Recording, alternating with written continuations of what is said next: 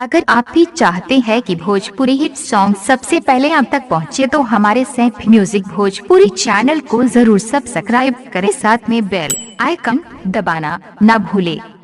Presented by Saif music Bhojpuri. गुली गोरी हाथे से हिलावो, हाथे से हिलावो, हाथे से हिलावो। धर होई गुली गोरी, गुली गोरी।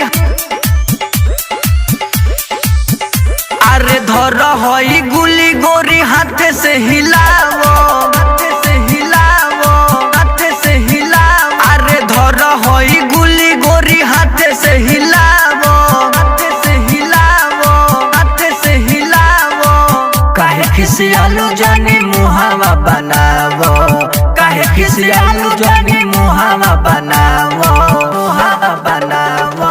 धर होई गुली गोरी हाथे से हिलावो, हाथे से हिलावो, हाथे से हिलावो। धर होई गुली गोरी हाथे से हिलावो, हाथे से हिलावो, हाथे से हिलावो। Presented by Saif music Bhojpuri. धर होई गुली गोरी हाथे से हिलावो, हाथे से हिलावो, हाथे से हिलावो। सुन ये गोरी ना करम बल जोड़ी, खेल तू हौवाला खेला। एक दिन कौनो तब होगी, काहे करो तारू चूना, काहे करो तारू चूना। सुन ये गोरी ना करम बल जोड़ी, खेल तू हौवाला खेला। एक दिन कौनो तब होगी, करना तू झमेला, करना तू झमेला। अरे दिल के ना दुख दोना ना खड़ा उठावो, ना खड़ा उठावो, ना खड़ा उठावो। धर होई गुली गोरी हाथे से हिलावो, हाथे से हिलावो, हाथे से हिलावो। Presented by Saif music Bhojpuri. धर होई गुली गोरी हाथे से हिलावो, हाथे से हिलावो।